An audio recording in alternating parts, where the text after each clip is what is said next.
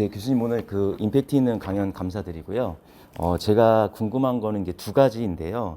첫 번째는 지금 마지막 부분 얘기하신 SPC, 그 사회적 가치 성과 측정 관련해서 이제 엄밀하게 뭐 화폐 단위의 그런 측정표를 만들어서 이렇게 계산을 하신다고 하셨는데, 제가 이제 궁금한 거는 요즘 기업에서도 화두가 되고 있는 ESG 경영평가와는 이 사회적 가치 평가가 또 다른 그 기준이 있는지 우선 궁금하고요.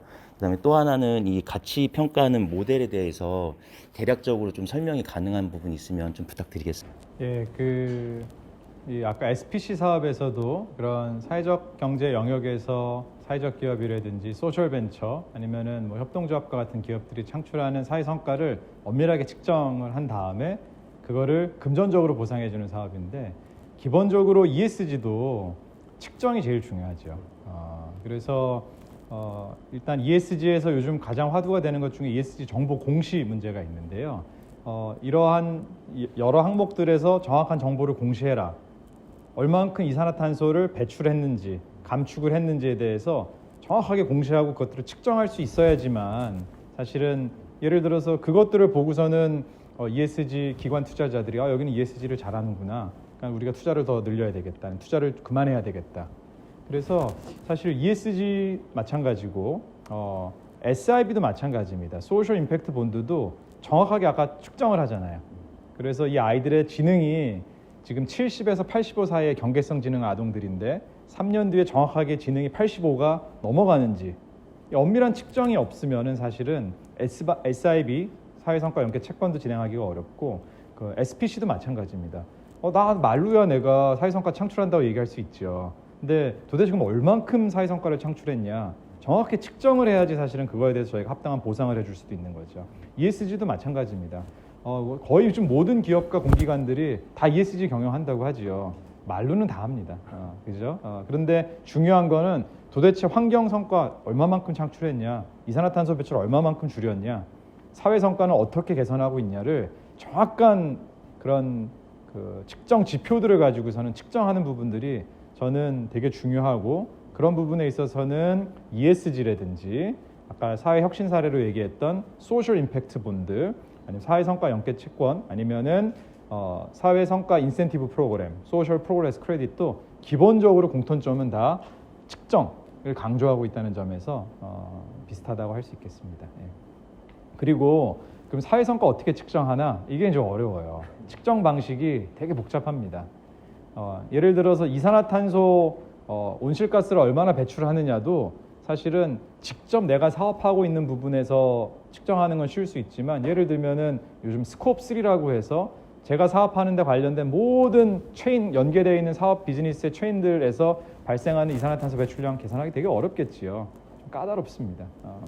그런데 특히 이런 온실가스를 얼마나 배출하는지, 얼마나 감축했는지를 측정하는 것도 사실은 쉽지 않은데, 사회 성과를 측정한다? 사회 성과는 여러 가지 영역이 너무 많잖아요. 그죠? 예를 들면 내가 취약계층을 고용을 해서 이런 고용 성과를 창출했다든지, 그래서 이런 분야마다 이 성과를 측정하는 방식들이 달라지기 때문에 좀 어렵습니다. 그래서 하나의 기준을 만들기는 좀 어려운데, 한 예로 들면은 이런 거죠. 아주 열악한 일자리에서 근무하고 있던 취약계층이 있다고 합시다. 이분이 한 달에 100만 원을 받고 있어요. 그런데 좋은 사회적 기업이 와서 내가 이런 취약계층들을 고용해서 비즈니스 한번 성공시켜 보겠다, 이런 뜻을 갖고서는 이분들을 고용해서 월급을 180만 원을 줬어요. 자, 그러면은 이 SPC 프로젝트에서는 어떻게 사회 성과를 측정하냐면요, 원래 취약계층들이 받고 있었던 월급이 100만 원이었는데 이분이 더 좋은 일자리에 취업하게 됨으로써 월급이 180만 원으로 80만 원이 올랐잖아요. 그러면은 그 차액, 그 80만 원만큼을 고용 성과로 인정을 해줍니다. 그래서 측정하는 방식들은 되게 다양하죠. 한 기업 중에 발달 장애인들을 고용해서 수제 비누를 만드는 동구밭이라는 사회적 기업이 있어요. 이 기업의 목적은 우리가 열심히 제품들을 만들어서 매출이 늘어날 때마다 발달 장애인 한 명씩 더 고용하겠다를 기업의 정관에 갖고 있을 정도로 이런 취약계층 장애인들 고용하기 위해서 만들었던 사회적 기업이에요. 그래서 이 수제 비누 만드는 프로세스도 이 발달 장애인들이 잘 할 수 있게 재설계하고, 근데 놀라운 게 불과 몇 년 전만 해도 매출이 10억, 15억, 20억 했었는데요. 2020년도 코로나 지나면서 기업이 망했을까요? 오히려 더 잘 돼서요. 작년에 매출이 100억이 넘었습니다. 이 기업은 매출이 늘면 늘수록 계속 더 많은 발달 장애인들을 고용하는 거죠. 그런데 예를 들어서 그 발달 장애인이 한 달에 100만 원 받던 직장에서 이 동구밭에 와서 예를 들어서 200만 원 월급을 받는다. 그러면은 그 차액만큼 100만 원의 사회성과를 인정해 줄 수도 있고요. 또 다른 케이스로 일을 안 하고서는 정부 수급을 받던 사람이 있었어요. 정부에서 50만 원을 받다가 어떤 사회적 기업이 창출해 좀 좋은 일자리를 얻게 돼서 한 달에 100만 원 월급을 받게 됐어요. 그러면 이 사람은 월급을 안 받고 있던 그 실업자였다가 이 사회적 기업에 의해서 고용이 돼서 100만 원을 받으니까 100만 원의 고용 성과가 발생했죠. 플러스 정부는 더 이상 50만 원 수급비를 안 줘도 되잖아요. 그러니까 거기에 50만 원까지 더해서 150만 원이 사회 성과다. 이렇게 측정할 수 있겠죠. 그래서 사실 고용 성과, 사회 서비스 성과, 사회 생태계 성과, 환경 성과는 각각 영역마다 측정하는 방법이 다르지요. 그래서 지금 이걸 어떻게 정확하게 화폐화해서 측정할 것인가에 대한 논의가 되게 많고요. 이러한 많은 논의들을 통해서 이것들을 좀 하나의 기준을 좀 만드는 작업이 지금 제일 중요한 작업 중에 하나입니다. 네, 좋은 질문입니다. 네, 안녕하십니까. 저는 관리학 전공의 석사과정 정보원이라고 합니다. 일단 저도 그 학문이 사회를 바꾸고 이런 서로의 연관관계 또 그리고 그 방법론에서 어떻게 보면 좀 과학적인 방식으로 접근하는 거에 관심이 많은데 네, 그런 면에서 재밌는 사례 또 성과가 컸던 사례들을 듣게 돼서 정말 도움이 많이 되었고요. 제가 궁금한 거는 지금까지 이제 선생님께서 정책 평가라든가 여러 가지 프로젝트를 진행하셨을 텐데 거기에서 이런 좀 방법론적인 어려움도 있으셨겠지만 아무래도 사람들과 만나서 이전에 없던 사례의 일들을 새롭게 해나가야 되는 점에서 설득하면서 되게 어려움이 있으셨을 것 같아요. 좀 가장 어려웠던 설득 사례랑 또 그거를 극복하셨다면 어떻게 하셨는지 소개해 주시면 감사하겠습니다. 그 사회혁신 사례들로 제시했던 뭐 SIB, 소셜 임팩트 본드라든지 SPC 사업도 마찬가지고요. 정확하게 사회 성과를 측정하는 거가 먼저 제일 중요하고요. 그 다음에 중요한 거는 평가입니다. 정말 이 SIB 프로젝트 때문에 정말 우리가 얘기하는 사회 성과가 일어난 건지 이 성과를 측정하는 거랑 그것들을 정확하게 또 인과관계를 평가하는 거랑은 조금 더 다음 문제입니다. 물론 측정 없이는 인과관계를 평가를 못하겠지만 예를 들면은 SPC 사업을 다시 한번 예를 들겠습니다. 정말로 이 사회적 성과를 창출해냈던 SPC 기업들을 우리가 인센티브로 보존해주면은 이 기업들이 정말 사회 성과를 더 많이 창출하는 건가? 이 질문이죠. 그래서 지난 7년 동안에 한 2천억이 넘는 그 사회 성과를 창출했고 SK그룹에서 700억 원이 넘는 인센티브를 보상해줬습니다. 자, 이게 이제 측정의 문제인 거죠. 측정이 아주 정확하게 됐는데 두 번째 질문은 그렇다면은 SPC 사회 성과 인센티브 프로그램 때문에 진짜로 이 참여했던 기업들이 사회 성과를 더 많이 창출했는가? 이제 이게 중요한 평가의 문제잖아요. 근데 이건 조금 달라요. 왜냐하면은 인과관계를 입증하는 거는 되게 어렵습니다. 이렇게 사람들이 이렇게 할 수 있는 거죠. 그거 원래 SPC에 들어왔던 기업들을 원래 사회 성과 열심히 창출하는 기업들이 들어와서 그거 만든 거 아니야? 그거 너네 SPC 인센티브 안 줘도 원래 걔네들 그냥 했을 수도 있는 거야. 뭐 이런 걸 수도 있고. 아니면은 그 사회 성과 많이 창출했다고 그러는데 인센티브 보상 때문에 그런 게 아니라 그냥 경기가 지금 안 좋았지만 물론 코로나 때문에 반대로 지금 뭐 경제 너무 호황이어서 그냥 기업들이 그 사회 성과 창출하기 너무 좋았던 여건이었어. 그러니까 이게 진짜로 이 인센티브 프로그램 때문에 성과가 더 창출했는지를 반대할 수 있는 의견들이 되게 많아요. 그래서 정말로 과학적으로 우리 SPC 인센티브 프로그램 때문에 사회적 기업들이 더 많은 사회 성과를 창출했다고 입증하는 부분들은 되게 중요합니다. 그래서 이런 정책 평가나 이런 프로그램 평가에서 인과적 관계를 입증하는 게 정말 중요하죠. 정부 정책도 마찬가지입니다. 그냥 돈을 엄청나게 많이 쓰는데 그게 진짜 이 정책 때문에 여러 가지 사회 문제들이 개선되고 있는지 엄밀하게 평가하지 않습니다. 그래서 어떻게 평가를 해야 되나 쉽지 않은데요. 이 의학에서는요, 이걸 어떻게 평가하냐면은 무작위 통제 실험 방식으로 평가를 합니다. Randomized Controlled Trial, RCT 방식으로 평가를 하는데요. 의학에서는 이게 너무 중요해요. 지난 100여 년 동안 가장 엄밀한 수준의 인과관계를 입증하는 연구가 가장 인정을 받았습니다. 왜 그랬을까요? 의학에서 약을 개발했는데 치료 방법을 개발했는데 정말로 이 약 때문에 병이 낫는 인과관계를 입증하지 않으면 사람이 죽으니까. 그러니까는 정말 이 약 때문에 병이 낫는 인과관계를 입증을 해야 되는 거죠. 그래서 의학에서는 이 무작위 통제 실험 방식을 가장 높은 수준으로 엄밀하게 적용을 해서 그 약의 효능, 치료 방법의 효능을 평가합니다. 이러한 의학에서 오랫동안 사용되었던 무작위 통제 실험 방식이 지금은 이제 사회과학 영역에도 정책 평가에도 많이 들어와서 이러한 무작위 통제 실험 방식으로 프로그램과 정책을 좀 평가해보자 라는 움직임이 최근 한 30년 동안 있었고요. 특히 이제 빈곤 퇴치 부분에서 정부들이 많은 원조도 하고 프로그램들을 하지만 이게 정말 빈곤 퇴치에 효과가 있는 것인가 늘 우리가 고민하는 문제인데요.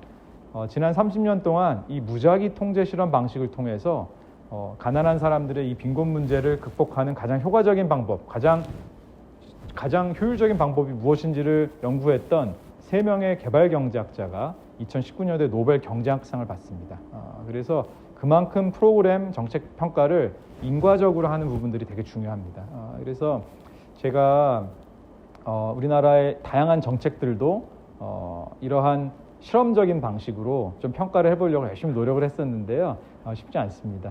뭐 예를 들면은 정부 부처에 어느 부처에 가서 어떤 특정 프로그램을 무작위로 배정해서 누구는 이 프로그램 혜택을 받고 누구는 받지 않는 식으로 설계를 해서 이거 프로그램 한번 설계해보고 평가해보고 싶습니다. 이렇게 되면은 그 부처 입장에서는 되게 난감한 거죠.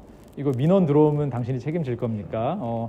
그리고 너무 비윤리적이잖아요. 누구는 주고 누구는 안 주고 이렇게 하면 됩니까? 그래서 사실은 정책 평가를 이런 실험적인 방식으로 하긴 참 어려웠었습니다. 하지만 이러한 노력들이 계속 진행이 돼서 지금 서울시에서 진행하고 있는 안심소득이라는 프로젝트가 있는데요. 이 부분은 기본소득이랑은 조금 다릅니다. 그런데 이 안심소득 프로젝트를 이 무작위 실험 방식으로 지금 서울대 경제학부 교수님과 다른 연구진들이 평가를 하고 있습니다. 그래서 조금씩 사회 여러 가지 프로그램들, 정부 정책들을 이런 실험적인 방식으로 평가해서 엄밀한 인과관계 효과를 도출해내려고 하는 노력들이 계속 지속되고 있고요. 국내에서는 저는 이 무작위 실험 방식으로 교육 정책이라든지 다양한 노동 정책들을 좀 평가해 보려고 했었는데 쉽지는 않았었습니다. 그래서 그러면은 정책 평가를 못하냐? 꼭 그렇지는 않습니다. 그래서 준실험적인 방법으로 엄밀한 인과관계를 평가하려고 노력하는 움직임도 많습니다. 그래서 작년에 노벨 경제학상을 받았던 버클리 대학의 데이비드 카드 교수님은 이런 준실험적인 방식으로 인과관계 입증하는 노력을 공로로 인정을 받아서 노벨 경제학상을 받았어요. 그래서 저는 이제 국내에서는 이런 RCT와 같은 Randomized Control Trial 기반의 실험적인 방식으로 정책 평가를 열심히 추진을 해봤었지만 그 부분들은 좀 어려웠었고, 그러면 그 대신에 준실험적인 방식으로 이 정책을 평가하는 연구들을 국내에서는 좀 많이 진행을 했었습니다. 그래서 이런 실제로 이 무작위 배정을 같이 설득하고 이런 설계를 만들어내는 게 가장 어렵습니다. 그런데 한편으로 좀 생각해 보면은 이게 진짜 비윤리적인 건가 한번 생각해 봐야 될 필요가 있어요. 예를 들면 제가 이제 말라위에서 했었던 연구인데요. 여학생들한테 한 4천여 명 정도 되는 여학생들, 중학교 3학년, 고등학교 1학년, 2학년, 한 33개의 공립학교의 여학생들 대상으로 1년 동안 장학금을 줄 수 있는 프로그램을 진행을 했었는데 제가 받았던 예산이 부족해서 한 절반 남짓 정도 줄 수 있는 예산이었어요. 자, 그래서 이 장학금을 어떻게 주는 게 가장 좋을지를 교장 선생님들이랑 의논을 해봤어요. 자, 저는 사실은 이거를 무작위 통제 실험 방식으로 Randomized Control Trial 방식으로 무작위로 배정을 해서 이 장학금의 효과를 평가해보고 싶었어요. 근데 이거를 교육하시는 분들이랑 이렇게 얘기하잖아요. 그러면 너는 교육 철학이 없다. 너무 비윤리적이다. 어떻게 아무나 막 주냐. 이런 이제 비판을 받게 됩니다. 그래서 제가 이제 교장 선생님들한테 여쭤봤죠. 이 장학금은 어떻게 주면 제일 좋을까요? 그랬더니 부자 애들한테는 줄 필요 없으니까 집안 형편이 넉넉한 애들은 주지 말고 가난한 아이들한테 줍시다. 이렇게 얘기를 하시는 거예요. 그래서 제가 예, 알겠습니다. 교장 선생님 말씀을 따르겠습니다. 그랬어요. 제 두 번째 질문입니다. 자, 그러면 누가 가난한 학생인지 어떻게 아나요? 라고 질문을 했어요. 우리나라에서야 뭐 부모님 소득 수준 띄워오면 되는데 그런 정부 문서를 띄워올 수 없는 가장 아프리카에서도 가난한 말라위에서 누가 가난한지를 어떻게 아나요? 제가 물어봤어요. 그랬더니 교장 선생님 뭐라고 그러셨을까요? 교장 선생님들이 다 하나같이 제가 압니다 그래요. 본인들이 안 돼요. 그래서 그러시구나. 잘 아시겠지. 자, 거기까지도 제가 동의를 했어요. 자, 교장 선생님 33분이 계셨는데 자, 우리가 아이들 한 절반 남짓 줄 수 있으니까 그럼 이 33개 아이들을 우리가 누가 제일 가난한지를 한번 그 리스트를 만들어서 달라. 어떻게 됐을까요? 그다음 한 2시간 답이 없는 난상 토론이란 우리 학교 아이들이 더 가난하다. 너네 학교는 그래도 좀 형편이 낫지 않냐. 무슨 소리냐. 우리가 도시에 가까이 있어도 우리 애들이 더 가난하다. 답이 안 나옵니다. 그래서 선생님들이 하시는 말씀이 우리 그럼 제일 공정하게 제비뽑기로 우리 장학금 주자. 어차피 우리 여기 있는 아이들 대부분 아이들이 가난한데 그냥 우리 제비뽑기를 주자. 그래서 거기는 교육감이 승인해줘서 그렇게 제비뽑기로 장학금 줬습니다. 이게 바로 Randomized Control Trial입니다. 그래서 현장에서는 실제로 그런 프로그램의 수혜자들은 무작위로 제비뽑기를 하는 게 제일 공정하다고 생각할 수도 있어요. 왜냐하면은 제가 아니면 교장 선생님들한테 맡겨놓으면은 교장 선생님 친척 애들, 아는 친구 아들, 딸이 장학금 수혜받는 경우도 비일비재하지요. 그래서 이러한 어떤 정책의 혜택을 무작위로 공정하게 제비뽑기로 하는 것이 그분들 입장에서는 제일 공정하다고 생각하는 경우도 있거든요. 그래서 이 무작위 통제 실험 방식으로 엄밀하게 인과관계를 측정하는 정책 평가, 프로그램 평가가 항상 불가능한 건 아닙니다. 그래서 저희가 현장에서 잘 협의를 하고 합의점들을 도출해 나가면은 저는 우리나라의 많은 정책들을 이런 무작위 실험 통제 방식으로 아니면 이게 안 되면은 준실험적인 평가 방식을 통해서라도 좀 엄밀하게 측정을 해서 정말 효과 있는 사업들은 더 키우고 효과가 없는 여러 가지 비효율적인 사업들은 좀 정리하는 정책적 판단의 근거가 좀 됐으면 좋겠다 생각을 하고 있습니다. 이 제일 어려운 거는 그러한 그 연구 설계를 만들어내가는 협의를 해가는 게 가장 어렵습니다. 네, 오늘 또 우리 GSEX 렉처 시리즈에 오신 우리 학생들 너무 감사하고요. 질문들도 아주 좋았습니다. 이런 사회 성과를 어떻게 측정할 것인지, 이 측정의 문제, 측정을 화폐적으로도 할 수 있고 비화폐적으로도 할 수 있는데요. 저는 개인적으로는 화폐적으로 측정을 하는 방향으로 저희가 기준점, 합의점을 좀 만들어 나가야 된다고 생각하고 있고요. 두 번째로 이제 측정 다음으로 우리가 또 생각해봐야 될 것은 이러한 사회 혁신, 사회 성과를 창출해내기 위해서 지원하는 다양한 프로그램들이 진짜 효과가 있었는지를 평가하는 부분.